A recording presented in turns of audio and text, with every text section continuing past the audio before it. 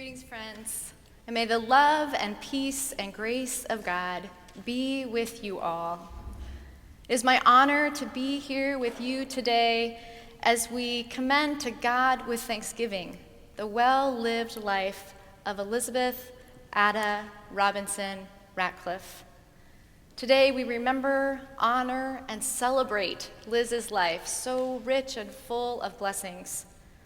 At the same time, we also gather to mourn and say goodbye. So as we sing and pray and share stories and hear stories, let us draw close to one another and remember that we are not alone. The God whose grace is beyond all understanding is present with us here, weeps with us as we weep, rejoices with us as we rejoice. So friends, let us be in this sacred space together, grateful for the gift Liz was to all of us who knew her and loved her, and grateful for all of the emotions that we feel today, joy and sadness, pain and gratitude, emotions that help us to know the love we have for her stays with us still. Will you pray with me, please? Holy One of grace and never-ending presence, unfold us in your love and grant that your Spirit be near us now and abide with us. Remind us again, O God, your promise that neither death nor life, the present nor the future, nothing in all of creation will ever be able to separate us from the love that is you. We pray this in your holy name. Amen. I invite Patty, Liz's daughter, up to introduce our first hymn.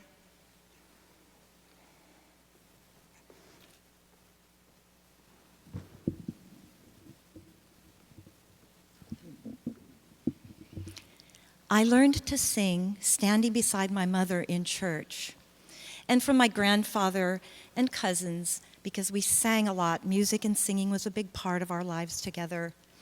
But the church part didn't mean really that much to me, but the music is still with me. I can still feel the deep bass tones of that pipe organ from the Congregational Church of San Mateo resonating up through my feet and into my whole body.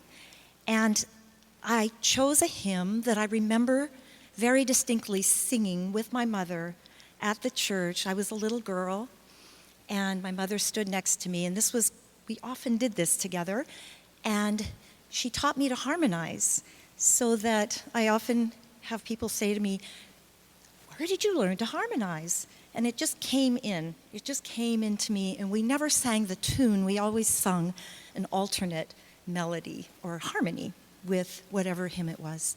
So this hymn is something I remember singing with her, and it's about Alleluia. It's about the joyfulness of life and nature. All of nature is a reminder of that all the time.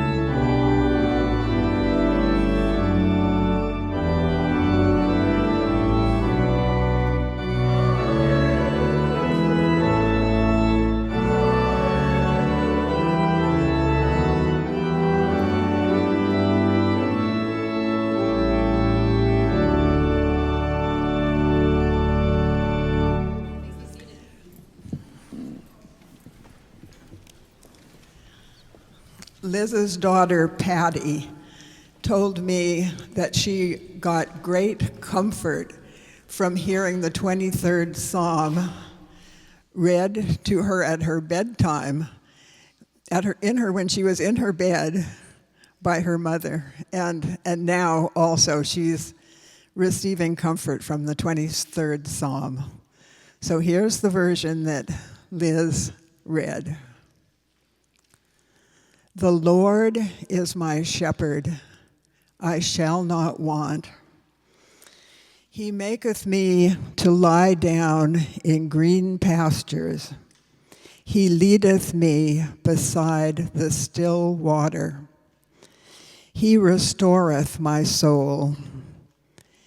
He guideth me in the paths of righteousness for his name's sake.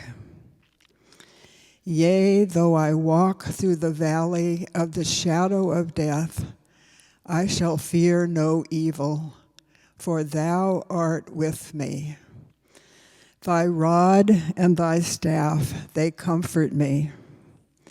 Thou preparest a table before me in the presence of mine enemies. Thou hast anointed my head with oil.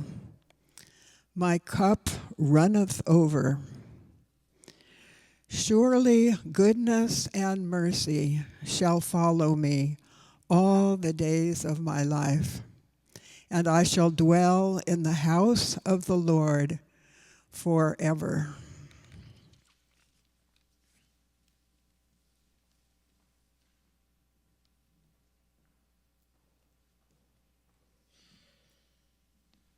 I invite Nancy Jakes.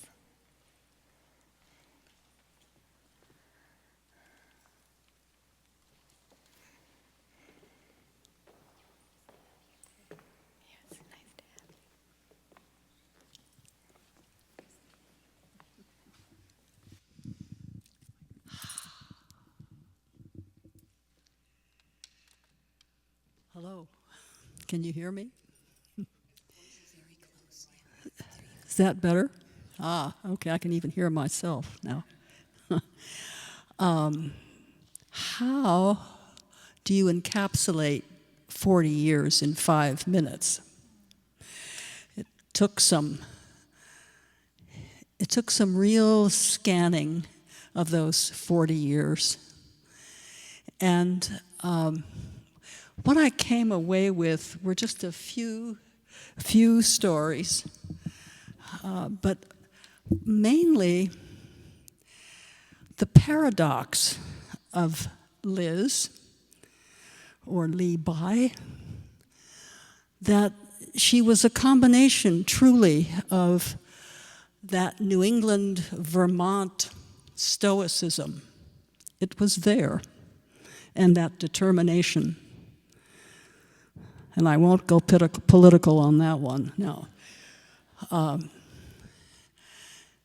She also represented, to me anyway, because I had never had any real contact with the eastern part of the planet until I moved from Illinois to San Francisco in 1953.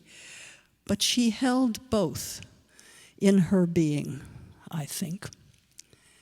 And I'll only give you 2 examples.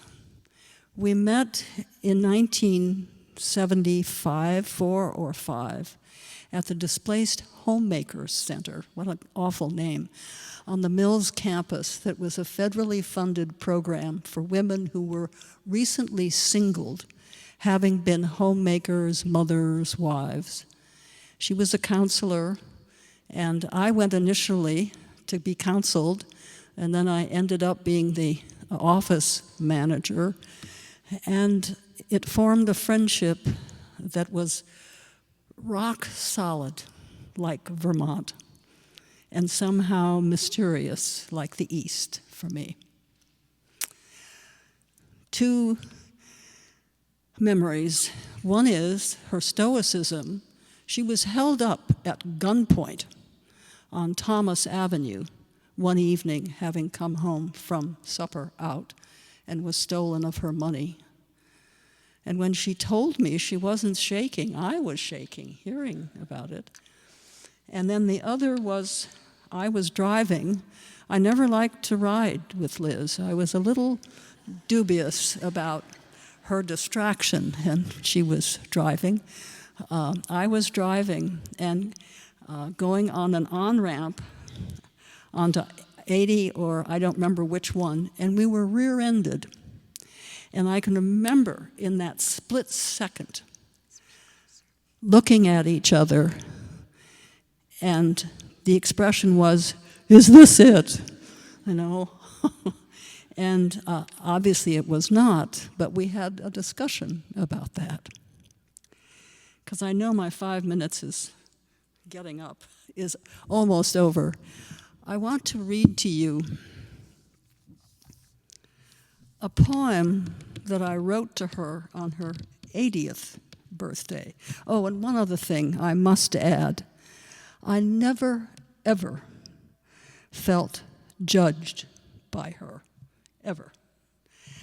I certainly got called on the carpet for calling her Lee Pie for I don't know how long, until finally it sank in that it was Lee Bye. But I'd never seen the B written, so anyway. And she, in an annoyed tone of voice, informed me I had to change. And then I started calling her Lovely Lee Bye. And she was always Lovely Lee Bye from there on in. And then when Lewis came into the picture, he became Lovely Lewis, which he never objected to, as far as I know. So this was written for her 80th birthday. It is basically the same, except at the end. Lovely, lovely Lee Bye.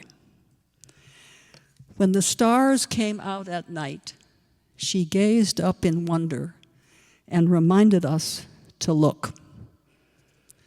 When the rains came, she sheltered us with wise counselings and safe, dry places. When the leaves fell, she gathered up their vibrancy and spread it all over us. When birds sang, she stopped us in our hurryings and reminded us to listen. When the earth shook, she told us to yell, "Stop!" And it did, eventually.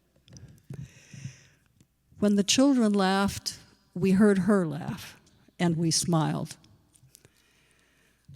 When we saw her with her daughter and granddaughters, we were proud to be women. As we remember her in this sanctuary, we are filled with blessings because we knew her, and we are glad and grateful. Thank you.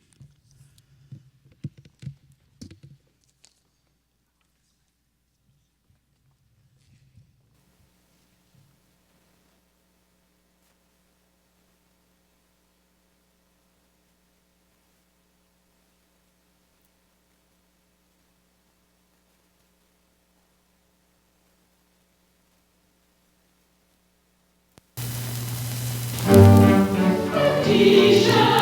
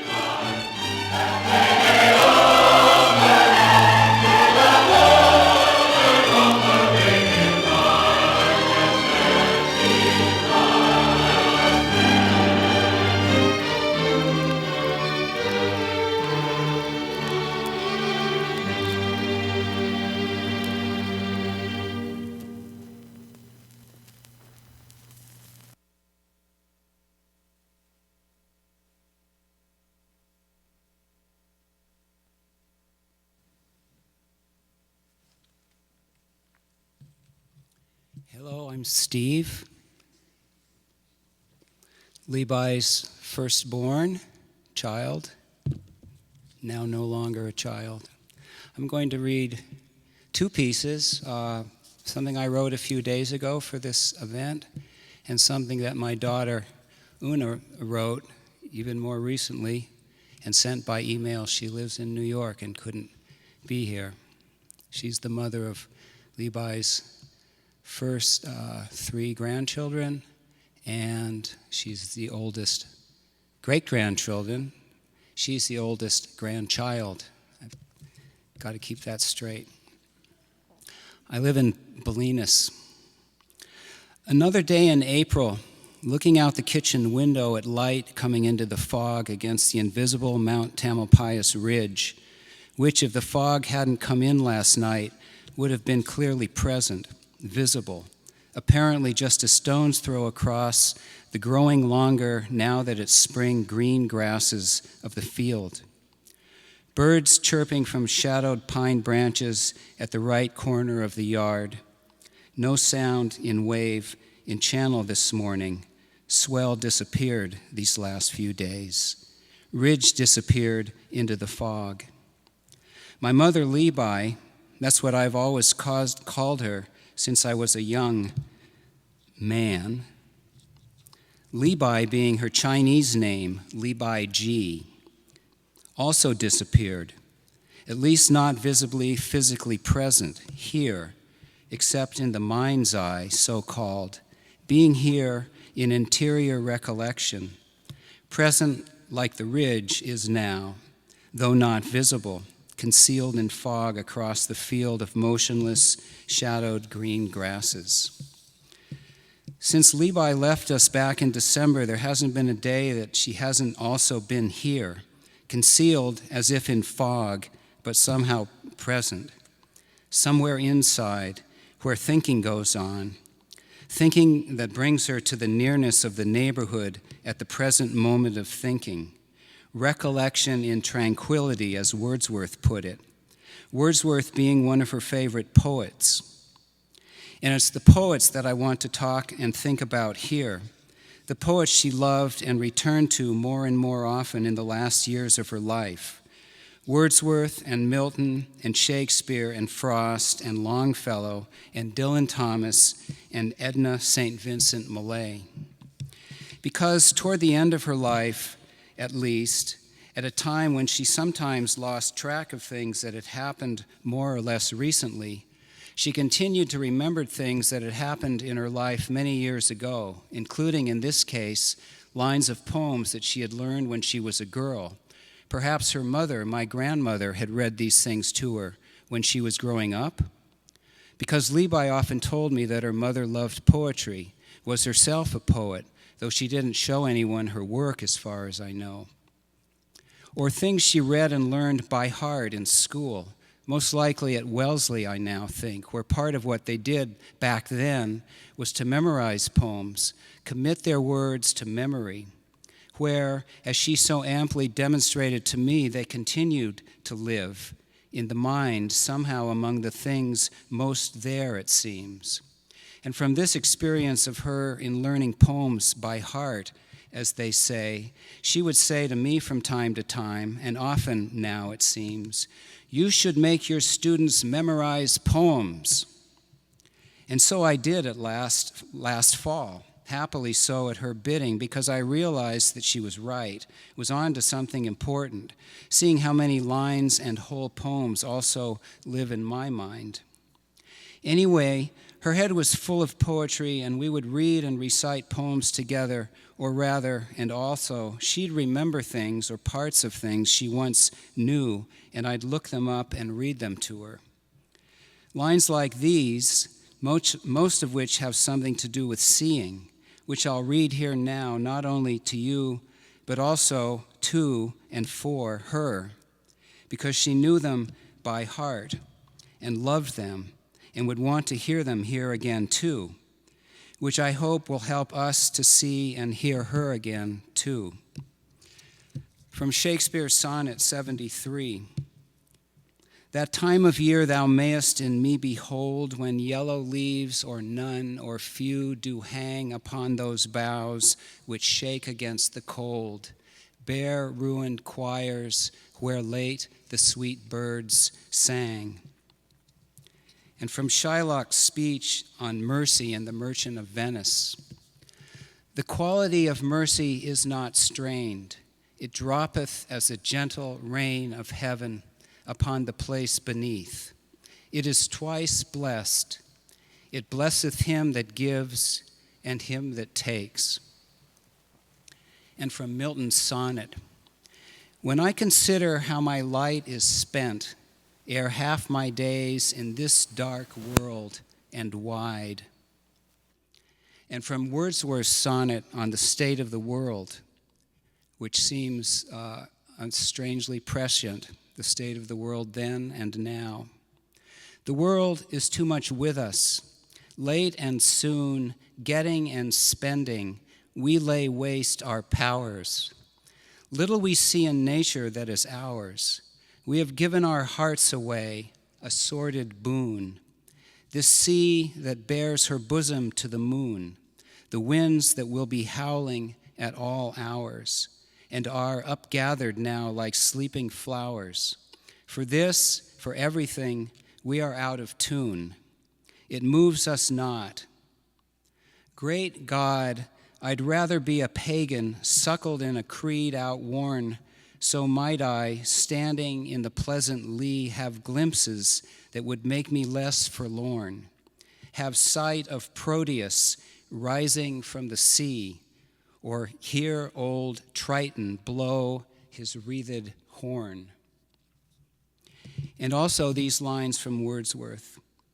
I wandered lonely as a cloud that floats on high o'er vales and hills, when all at once I saw a crowd, a host of golden daffodils, beside the lake, beneath the trees, fluttering and dancing in the breeze. And these lines from Longfellow, which I didn't know, but she knew, and I looked them up and found the whole long poem and a photograph and a whole long story about it. From my study, I see in the lamplight, descending from the broad hall stair, grave Alice and laughing Allegra and Edith with golden hair. And these from Frost, of course, the Vermont connection. Whose woods these are, I think I know. His house is in the village, though. He will not see me stopping here to watch his woods fill up with snow. My little horse must think it queer to stop without a farmhouse near, between the woods and frozen lake, the darkest evening of the year.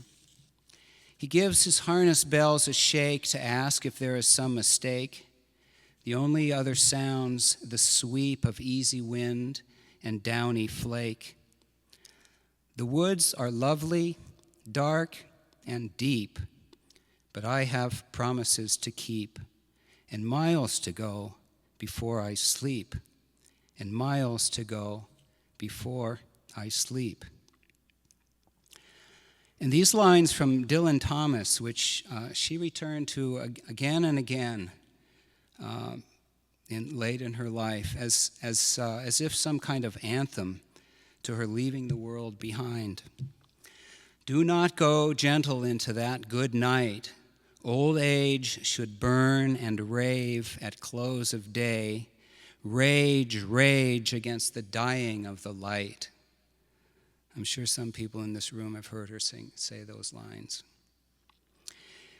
And finally, these lines, which also I didn't know, but she did. This, I think, from probably way back, from Edna St. Vincent Millay, who grew up on the seacoast of Maine. And when I was there once, we took a hike up the ridge above the coast and came to a bench that said Edna St. Vincent Millay, looking out over the water. So that was kind of cool.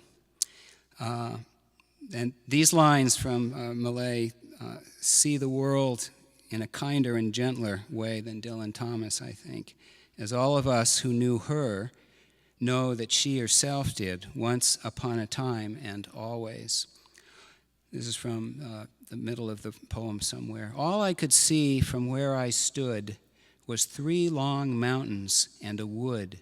I turned and looked the other way and saw 3 islands in the bay. So with my eyes I traced the line of the horizon, thin and fine, straight around till I was come back to where I started from. And all I saw from where I stood was 3 long mountains and a wood. Over these things I could not see. These were the things that bounded me. I could touch them with my hand almost, I thought, from where I stand.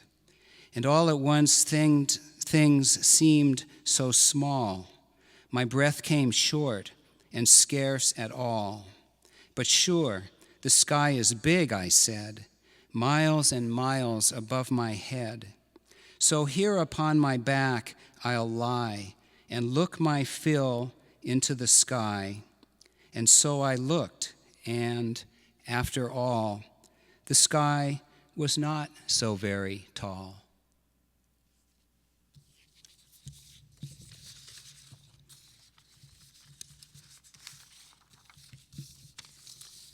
And this is something that Una, my daughter, sent the other day.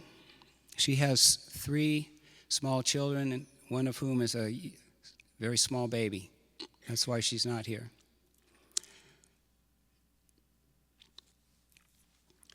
I wish I could be there in person to share this memorial service, but unfortunately, with the magnitude of life at the moment, it is hard to extricate myself from Brooklyn, New York.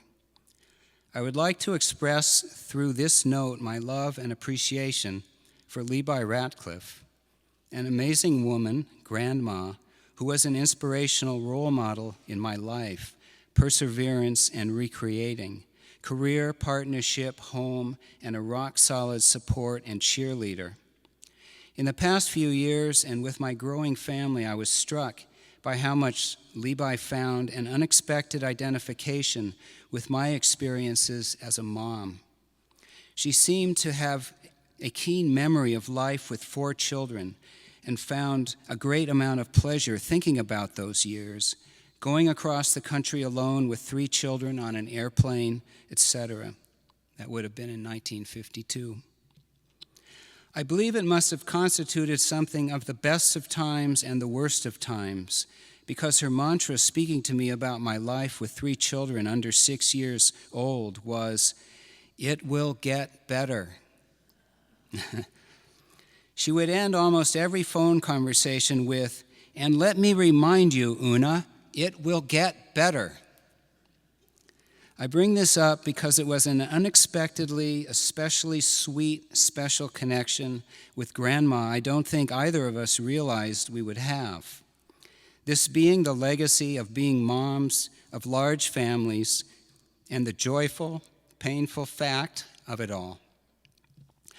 Grandma was so proud of her amazing children, so pleased to have borne them and shared her life with them in her twilight years. She found an amazing amount of pleasure in her wild grandchildren, a look of pure happiness across her face as our group besieged her lunch table at Piedmont Garden. Thank you.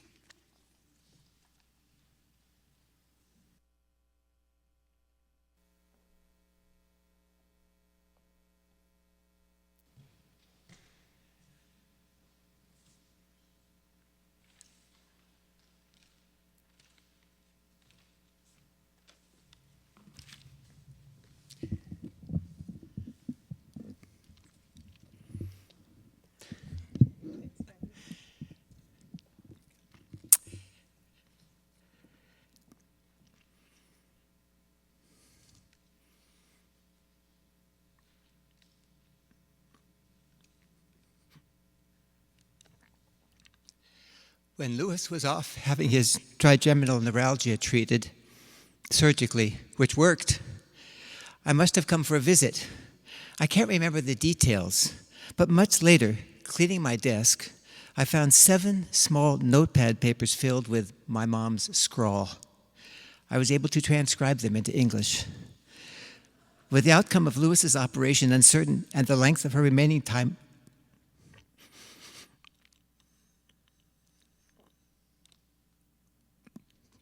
on earth anybody's guess, one might imagine a self-absorbed Weltschmerz. But no. Thank you, Bruce, for all your care. I'm so very grateful, gratitude-full. It's 2 a.m. and my breathing is getting more labored. Life has been a wonderful kick-in-the-pants journey, and maybe my writing this note isn't really the end for me. I might well still be alive tomorrow. But I feel ready to go. No regrets. Please give all your siblings my love, and you too. You have been a real human being. Remember human bean? That's B-E-A-N. Ha ha. I'm pretty skinny, so Beanpole is what was sometimes my name. Good job. P.S. Tell Patty how much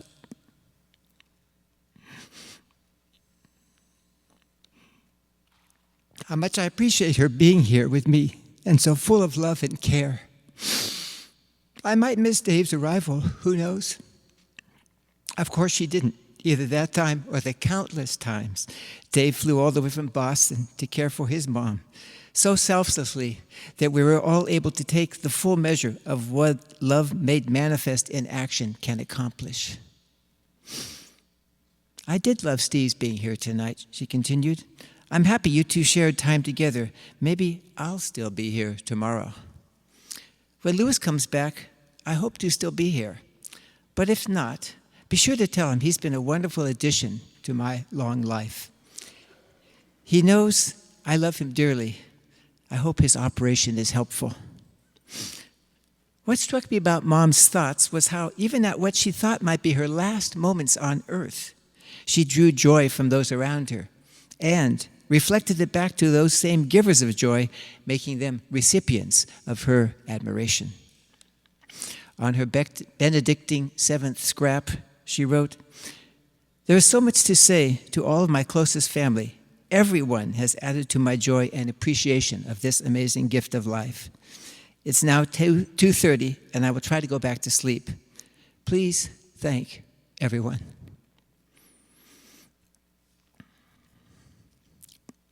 Months later, we shared a memorable phone conversation, after which I just stared at the stars for a long time.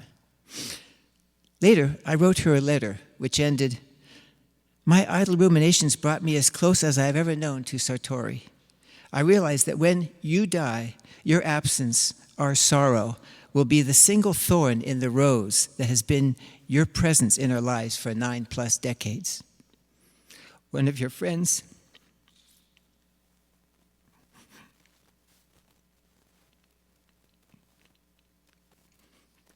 put your gift this way. Quote, she was enthusiastic and knowledgeable about what was great to enjoy, and no greater enjoyment than people." Why would anyone want to end a performance with rave reviews like that? But it will end. I draw comfort, as I wrote to her, knowing that you have made your peace and can go gentle into that good night.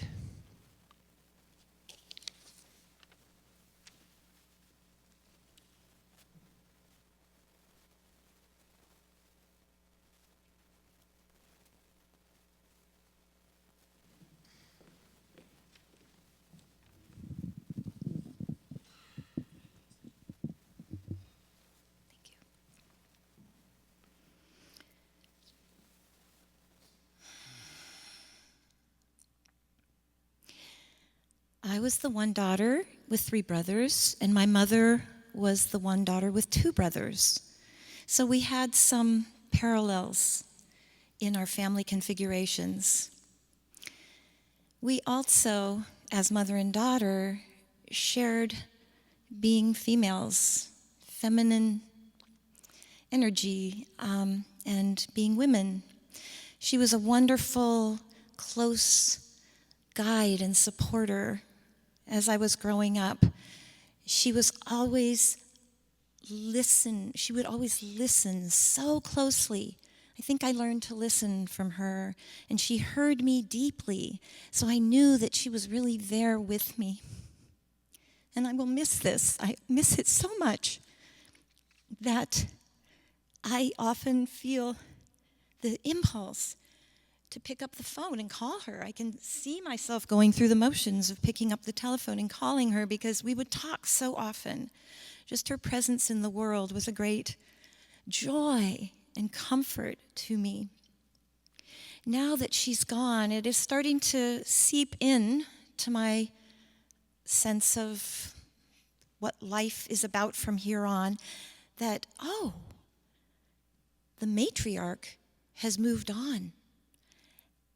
I am to be the matriarch, to fill her place, to somehow rise up into her presence, the feel of her presence, and to be that person in the lives of people that I love, my brothers, my daughters, and maybe my grandchildren,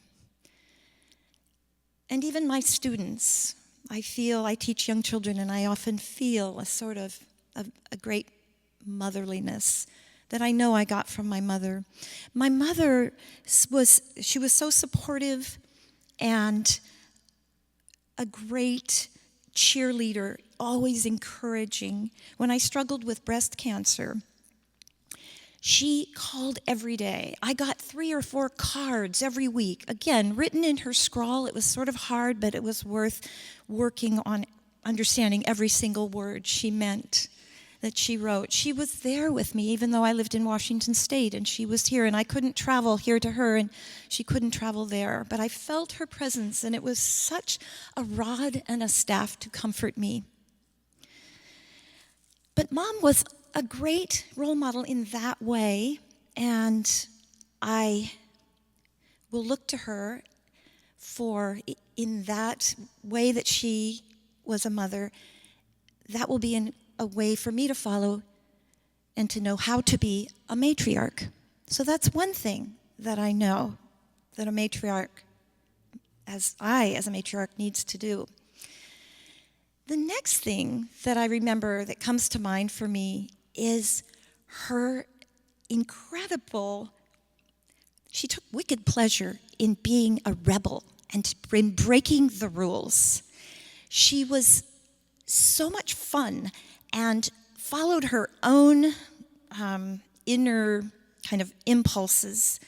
And so life was pretty adventurous with Mom growing up. And she took us to the beach every Sunday. She had loved the beach as a child. It was her favorite place to be as a child. In fact, she got so angry once when her ama, the Chinese woman who was kind of like her nanny, when she tried to get her off the beach when she was supposed to go to lunch, that she bit her ama on the shoulder. And she told me recently that she was a very mean little girl, very capable of being a mean little girl. So she loved the beach, and she wanted to make sure that her kids had that freedom and that playfulness and that joy in the connection with nature that she had always felt at the beach. The free spirit part of her really got to come out there. I also remember her on a camping trip, actually a houseboat trip that we took at Lake Shasta, when she ripped off her clothes and jumped off the houseboat naked, skinny dipping, and we were all a little shocked, her children. And she was just, come on in, it's great, this is the best way to swim. So there's her rebellious, breaking the rules and just following her own truth. My mother also went through some really difficult times when her life as a homemaker and a mother and a wife fell apart at the time of her divorce with my dad, John Ratcliffe. It was a really, really difficult juncture. She told me about it in later life. She never told me about the difficulty of it when I was younger. But in later life, she said it was incredibly tenuous and walking on an edge. But what she did with that experience was to take it and turn towards other women and displaced homemakers, becoming a person who would take her difficulty and share and know what it was like and share her heart and her wisdom with other women who were struggling, as Nancy had described. My mom had amazing courage, and she also had incredible vividness of imagination. She dreamed up this new life. Okay, I'm not a wife or a housekeeper anymore. I'm going to figure this out. Maybe the Vermont steadfastness came through with flying colors, and she went back to school, and she learned new things, and she always loved to learn. So she was at home in the academics of that, and it excited her, and she grew to love this life of being an independent, single adventurer. And so her courage and imagination are incredible guidelines for me in knowing how to be a matriarch, and in encouraging and guiding my own children and possibly my grandchildren later on. On the day of her celebration of her 90th birthday, my mother was very scared and very worried, and she was prone to that. She didn't like to be the center of attention exactly, or she didn't like to build up to being the center of attention if she knew about it ahead of time. And she knew that there would be a lot of people there and that she would have to somehow make a public face or present herself to all of these people in some sort of acceptable way. But she was shaking with fear. She was very shy deep down inside, believe it or not. And she was visibly shaking with fear. When my brother, I think it was Dave, and I walked her into the reception hall where the birthday party was, everybody started singing Hello, Dolly. It was kind of an anthem for her. She loved Louis Armstrong, and she loved that song, and she was Dolly. So she walked in, we held her arms, she walked in shakily, but pretty soon I noticed, there's some movement here. And then there's some dancing. And then there's this bursting out of joy and life and present moment aliveness that she expressed, dancing into her fears. I, as a up-and-coming matriarch, take that as my vision for moving forward into life, dancing into my fears.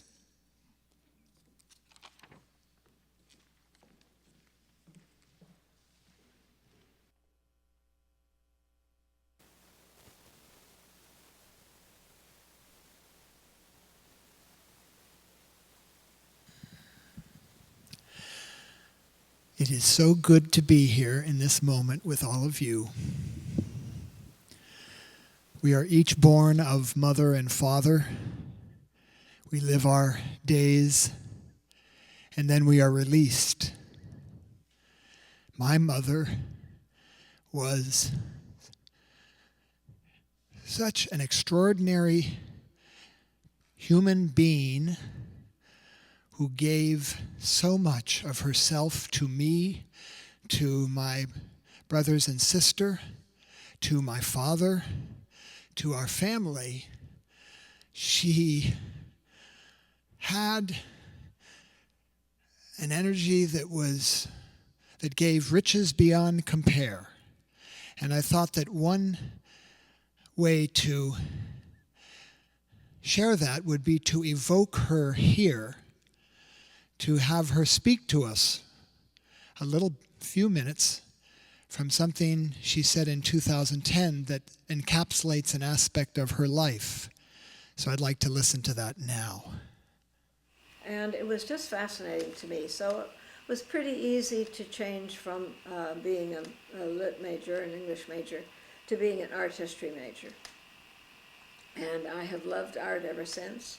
and been fascinated by the way of learning about the history of mankind and prehistory through the art.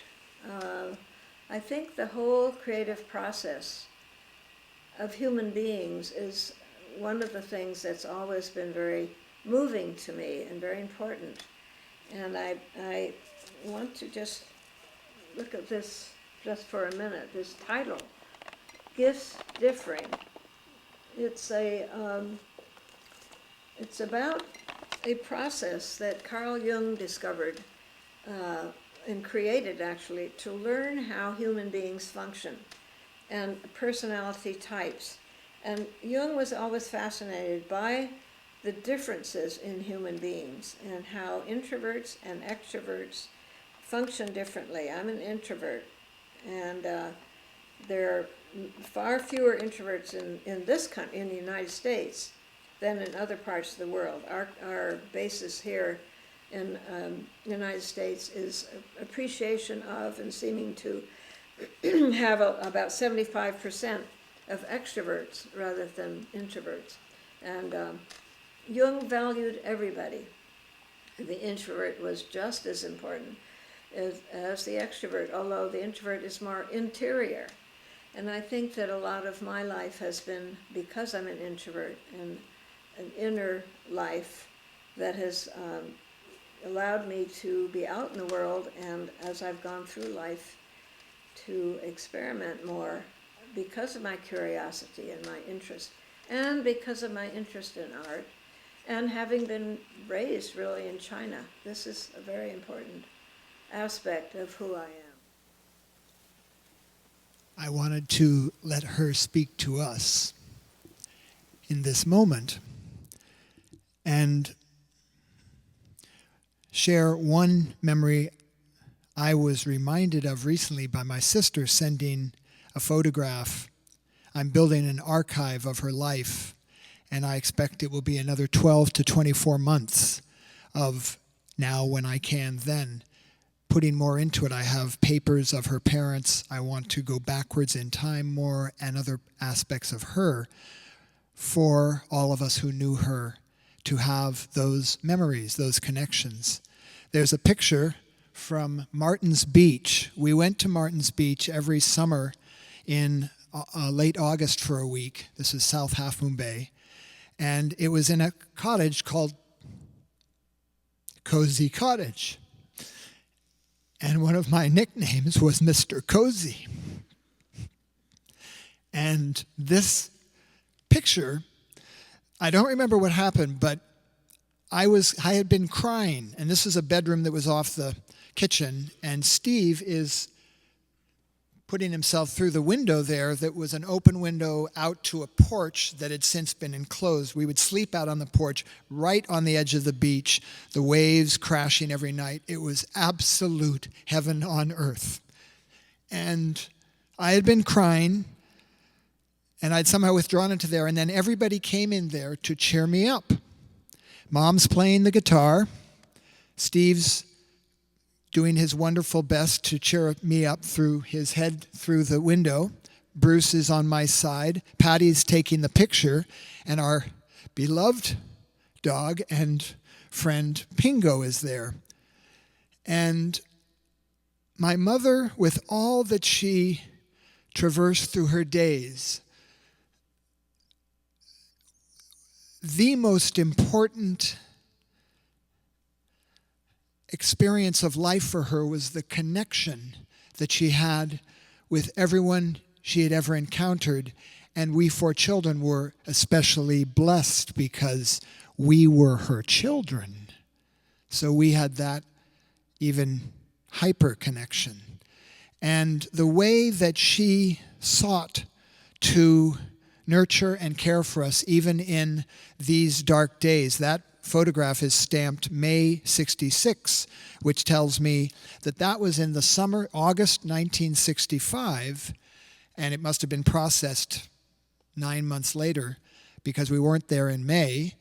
And it was a very difficult time. It was a time of transition, especially for her and all of us. And her imperative to help us is something that all of us are so fortunate to have experienced and to go from there to here along the journey, sharing as we go. My wife from Boston, Nina, is not able to be here, and she has set up a scholarship fund in my mother's name. She works with children in after-school programs. She's been doing that since she was 19, and she's a few years older than I. She's very clear in her support of her children in the programs, their parents, and the community. Her father was a Russian Orthodox priest. My grandfather was a minister in the Congregational church. So there's a high connection of service there. And I feel that my mother was imbued with a deep, deep expression of service to life's needs that we all have been blessed to know and continue to carry on in our hearts for all of our days.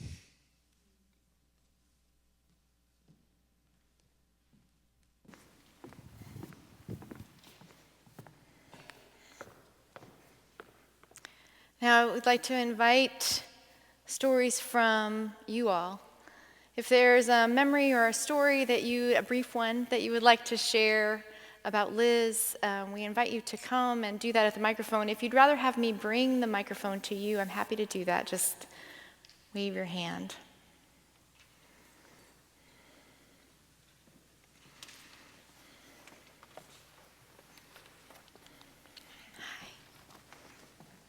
Hi, I'm Simone, Liz's granddaughter, and I wrote a short little piece about her. So there are some common threads from what some of the other family members were saying that you'll probably pick up on. But when I was 7, I got to go on an airplane and visit my gram all by myself. And she picked me up at the airport in Oakland and drove me in her old Volvo back to her duplex in Berkeley, all the while swerving in and out of traffic on the freeway.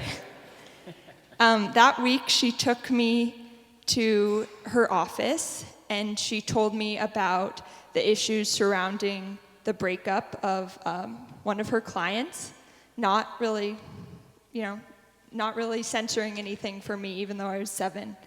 And we went out to eat at a Chinese restaurant where she spoke Mandarin with the staff there, and she told me about how her mom had taught their Chinese cook when she was growing up how to make American-style toast. But even though I was 7, Gram didn't water down the stories for me.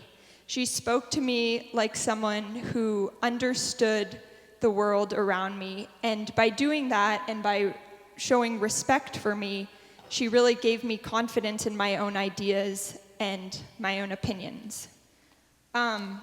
So as I grew up, I would come every summer, and as you saw in that video, she had a big library, so I would spend time just kind of thumbing through Jung and Freud, and I left California telling my friends back in Washington that I wanted to be a therapist. So when I got to college, I mentioned my seminar on Plato's Republic to Gram, and she lit up and she told me how at Wellesley, her favorite professor, they had called him Dr. Plato because he had read the Platonic dialogues with her and she had really loved it. And I think it was around that time I really realized what a remarkable woman my Gram was, and how she had defied a lot of the expectations for women in her generation. And she had pursued learning and education with a vivacious energy. I was so happy she found Lewis, remarrying at the age of, I think, 78. An unconventional way of doing a conventional thing. She showed us that she would continue to live according to her own rules. But now she had a partner to explore Berkeley's plethora of delicious eateries. Lewis's patience and steadiness also added a comforting balance to Gram's fire.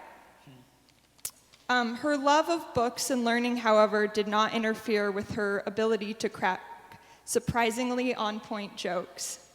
When I spoke to her on her 92nd birthday last November, I was in the midst of midterms and feeling especially stressed out, but somehow between hacking coughs, she made me laugh so hard that I just completely forgot about my looming exams. And at the end of the conversation, I told her I loved her, love you, Graham, and with her characteristic playfulness and sense of humor, she said, right back at you, kid.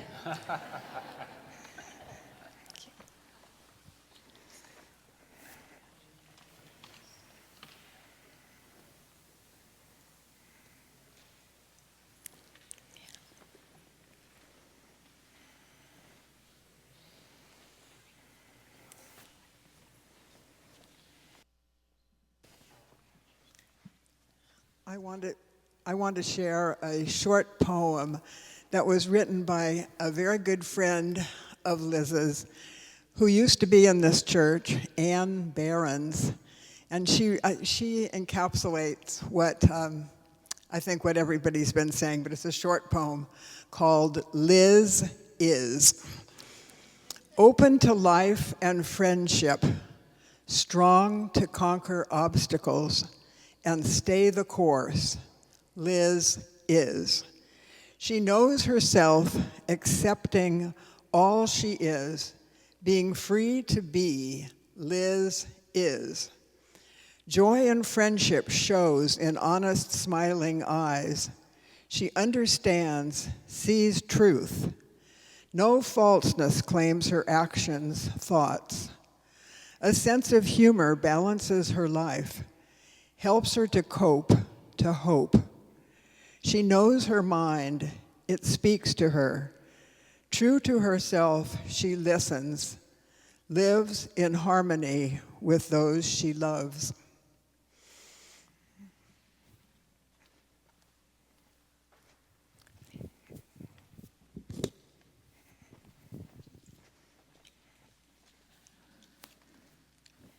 You cannot imagine two women who came from such different backgrounds.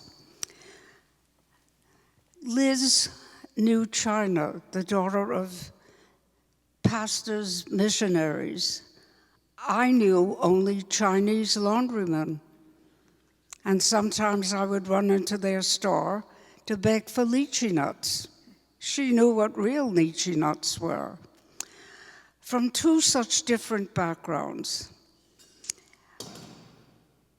she was able to reach across to me, and I loved her from the first moment I set eyes on her. There was an immediate understanding. There were no barriers we couldn't cross despite our differences. And I know, too, that if ever I were in real trouble, she would embrace me. I would lean on her. And the lines from Bobby Burns's last tribute to a young woman who took care of him come back to me. I'm sure that Liz would say to me, "Oh, wert thou in the cold blast on yonder lea, my plaidy to the angry airt, I'd shelter thee, I'd shelter thee. Liz, I'd shelter thee. You're sheltering me now." Thank you.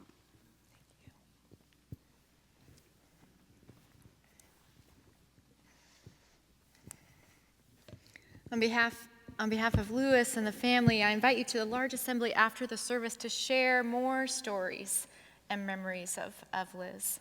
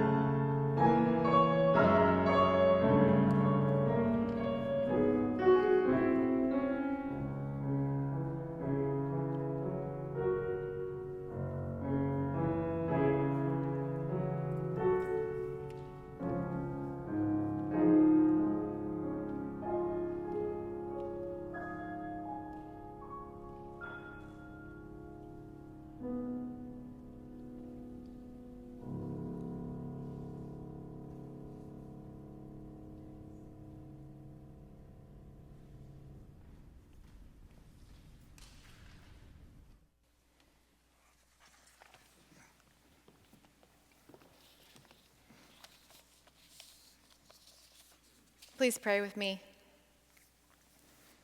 Holy God, our strength and our Redeemer, we praise you with humble hearts. With faith in your great mercy, we entrust Liz to your eternal care. Thank you for your steadfast love for her all the days of her life. We praise you for the gift Liz was to all of us who knew her and loved her, and for the faithful witness she gave to the power of life lived to its fullest with love and grace and surprise. Gracious God, who holds all beginnings and all endings, awaken us to the shortness and uncertainty of human life. By your Holy Spirit, lead us in faithfulness all our days.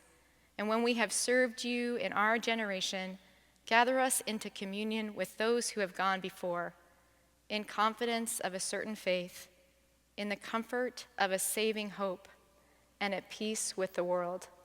In the name of the Christ, amen. Please rise and join me in our doxology.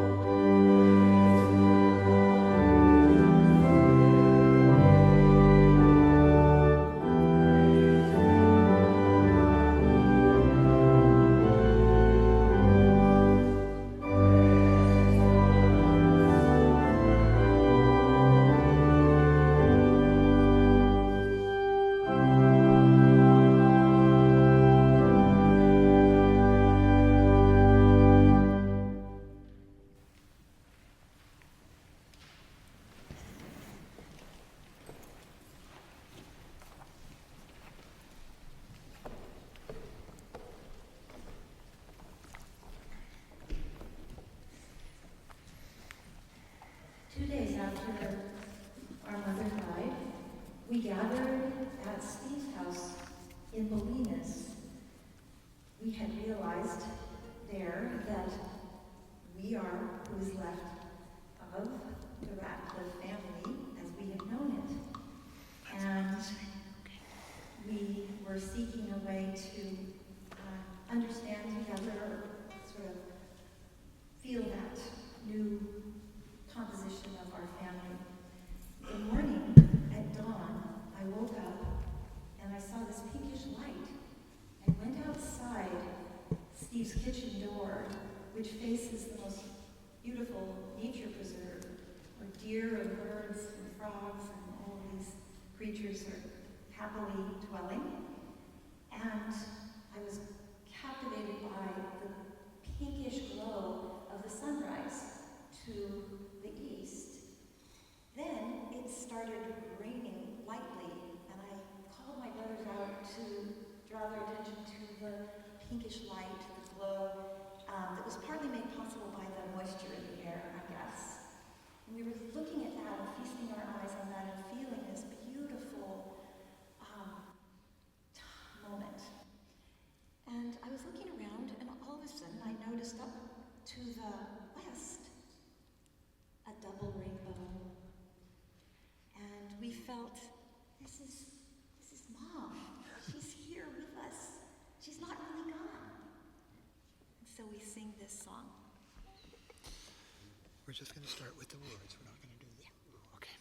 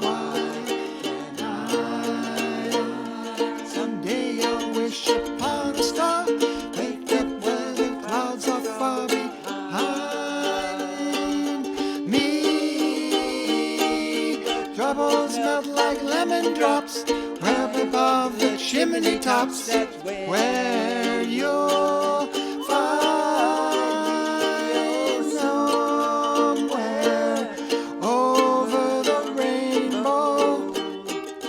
Bluebirds fly, and the dream that you dare to why, oh why can't I see trees of green and red roses too.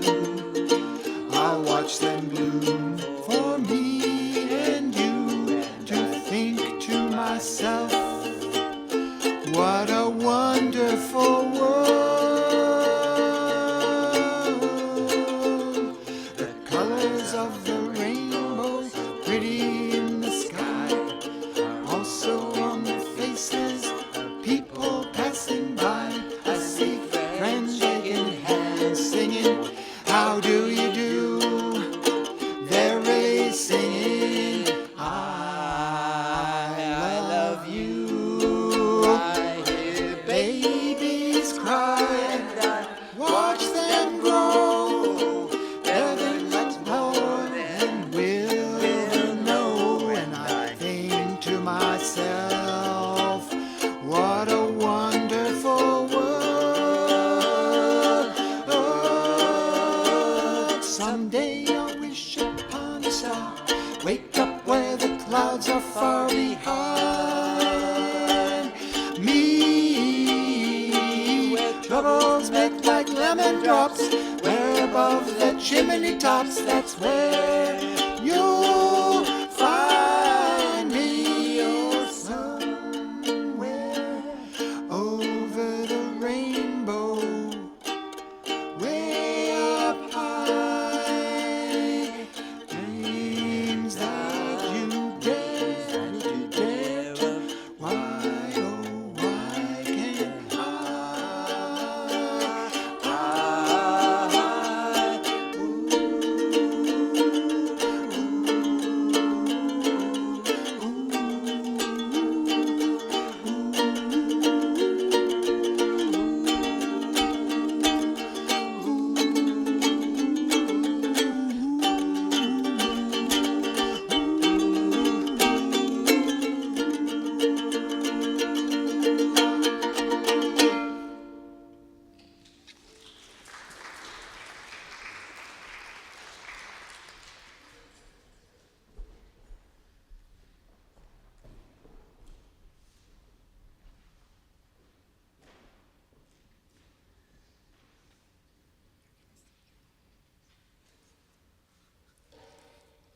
Many of you probably recognize this person standing with me. This is Shahid, our beloved holy man of Piedmont Gardens, is the only way I can say it. He is the person that always greets everybody with this beaming, smiling, loving face and energy.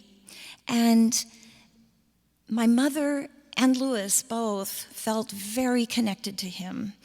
When my mother was sick, he would often come, take some time off of his job, or when he had a break, he would come and visit her, whether in the apartment or in the skilled nursing unit. At the very, very last day of her life, after she had passed away, I invited Shahid to come to her bedside to share with us a private family ceremony. I wanted him to be there because I know my mother felt so connected to him. She loved him so much. And so he conceded. He came to her bedside, and we had a little family ceremony of remembrances, prayers, some songs. And then Shahid, I asked him if he would share his way of saying a prayer when somebody dies. And he came forth with this beautiful Islamic prayer. And we asked him if he would share this with us on this occasion, a way of sending his love out to all of us and to her. So I think that you will feel it as well. So thank you for Patty, thanks for David, and thanks for all.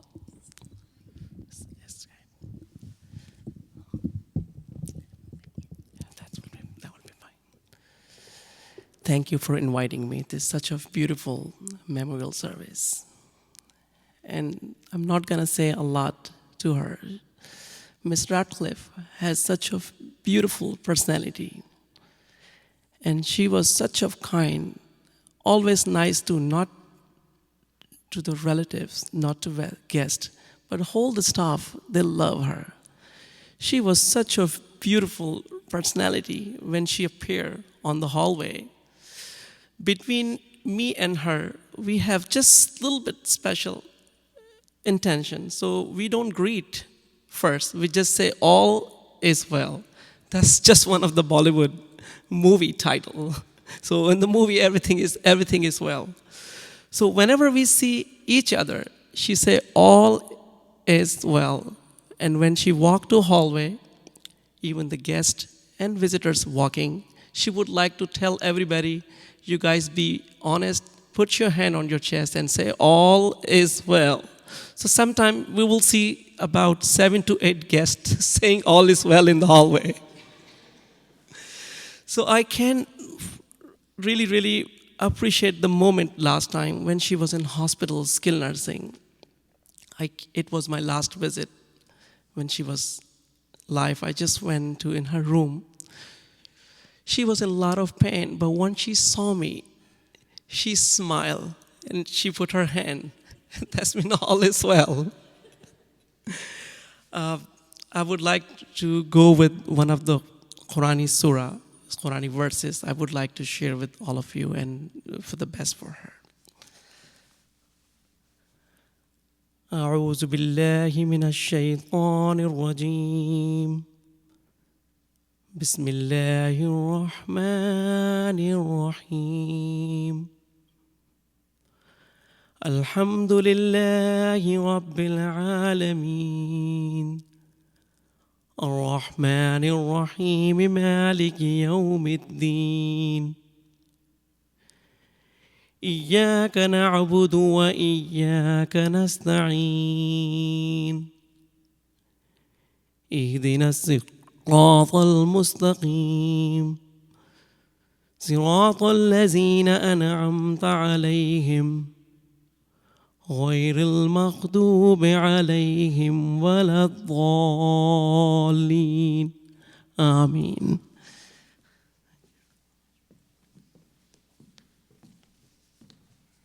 Thank you, Shahid. Let us continue in prayer. Into your hands, O God, we commend your servant, Elizabeth Adda Robinson Ratcliffe. Acknowledge, we humbly pray, a sheep of your own fold, a lamb of your own flock, and a daughter of your own redeeming. Receive her into the arms of your mercy, into the blessed rest of everlasting peace, and into the company of the saints in light. Amen. I invite you to rise and sing our closing hymn, Great is Thy Faithfulness, found in the black hymnal.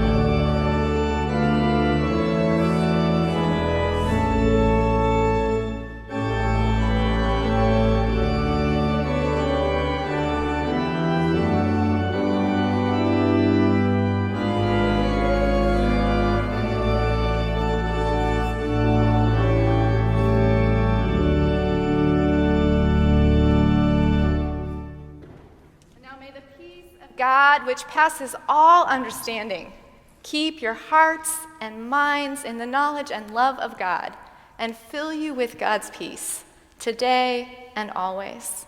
Amen.